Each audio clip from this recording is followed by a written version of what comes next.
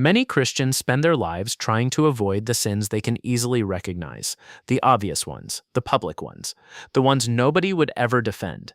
But what if one of the sins quietly damaging your spiritual life is something you do almost every day? What if it sounds normal, feels harmless, and has become so common among believers that few people even question it anymore?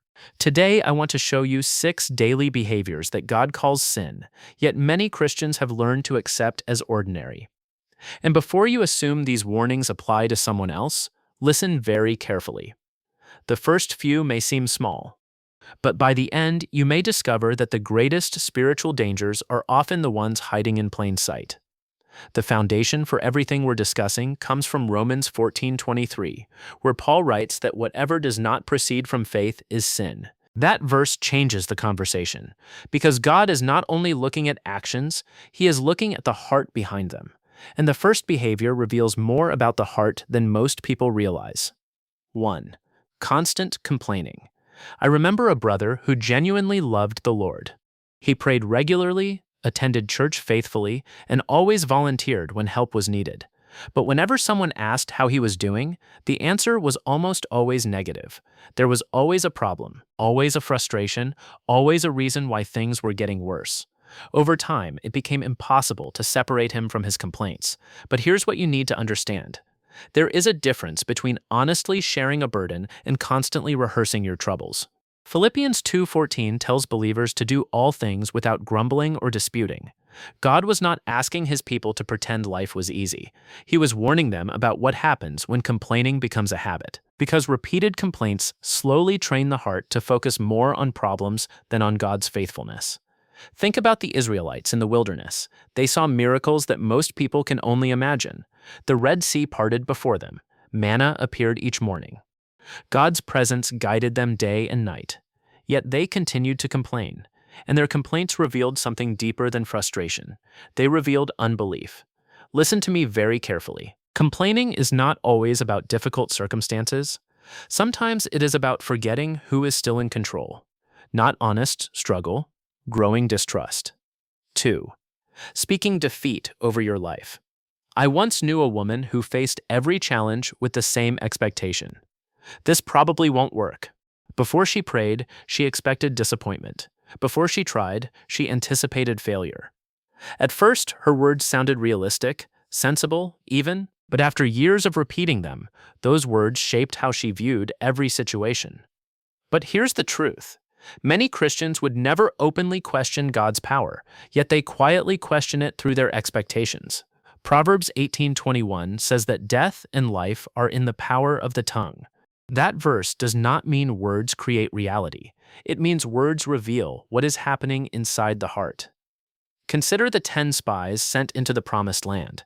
God had already promised victory, yet they spoke as if defeat was inevitable. Their words exposed their faith, or the lack of it. What if the enemy is not trying to stop your prayers? What if he is waiting for you to speak against them yourself? Because words of defeat often reveal a heart that has stopped expecting God to act. Not wisdom, hidden unbelief. And the next behavior is even more common because many believers mistake it for responsibility. 3. Living in constant worry while calling it responsibility. I remember speaking with a man who carried the weight of tomorrow everywhere he went. During lunch, he worried about bills. Before bed, he worried about his children. During prayer, he worried about things that had not even happened yet. He believed he was being responsible, prepared, careful. But here's what you need to understand. Preparation takes action and then trusts God. Worry keeps trying to control what belongs to God. Jesus asked a powerful question in Matthew 6:27. Which of you by worrying can add a single hour to his life? The answer is obvious. None of us can. Yet many believers spend years carrying burdens God never asked them to carry. Think about Martha when Lazarus died. When Jesus arrived, her words focused on what she believed had gone wrong.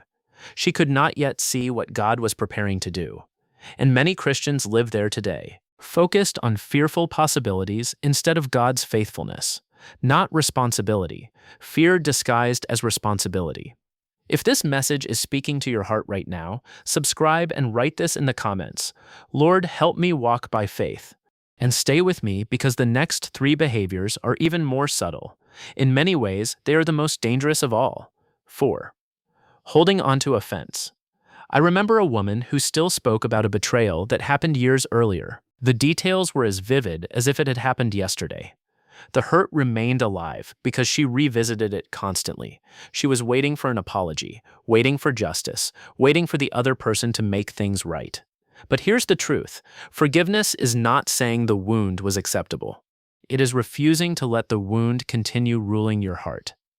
Ephesians 4:31 tells believers to put away bitterness and anger. Notice that Scripture does not tell us to wait until someone deserves forgiveness. It tells us to release bitterness, because bitterness never stays contained. It spreads, it affects prayer, it affects peace, it affects your relationship with God. The person who hurt you may have moved on long ago. Meanwhile, the offense still occupies space inside your heart, not protecting yourself, protecting the wound. And the next behavior is one that many sincere Christians never recognize because it often hides behind good intentions and spiritual activity. 5. Using spiritual activity to avoid obedience. I once knew a man who was involved in nearly every ministry at his church. He attended Bible studies, volunteered at events, and rarely missed a service. Everyone considered him committed, faithful, dedicated.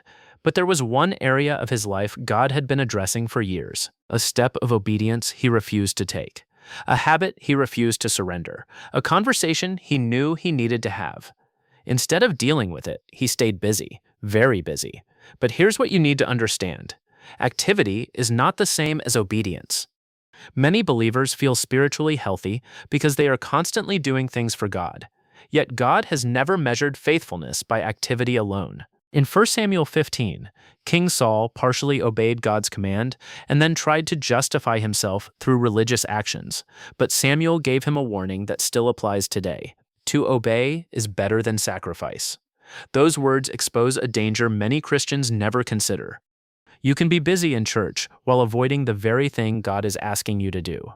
You can be active spiritually while remaining unchanged personally, not devotion, delayed obedience. 6.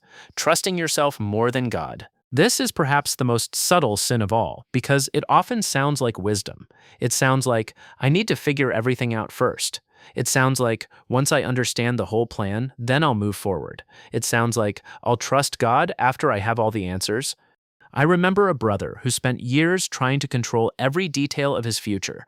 Every decision had to make perfect sense before he would take a step. As a result, he stayed stuck. Not because God was absent, because he trusted his own understanding more than God's leading. Proverbs 3:5 says, "Trust in the Lord with all your heart and lean not on your own understanding." Notice what Scripture does not say. It does not say, trust God only when the path is clear. It says, trust him completely. Think about Abraham. God called him to leave everything familiar and walk toward a future he could not yet see. Abraham received a promise before he received an explanation. That is what faith often looks like. As we reflect on these 6 behaviors, remember the warning from Romans 14:23. Whatever does not proceed from faith is sin. Complaining, speaking defeat, constant worry, holding on to offense, replacing obedience with activity, trusting yourself more than God. But this is not condemnation. God understands your struggles and sees your desire to grow. So today, ask yourself one simple question. Does this reflect faith in God? If this message spoke to your heart, write in the comments, Lord, I choose faith over fear. Share this message with someone who needs it, and subscribe so we can continue growing together in biblical wisdom every week. God bless you, my brother, my sister. Until next time.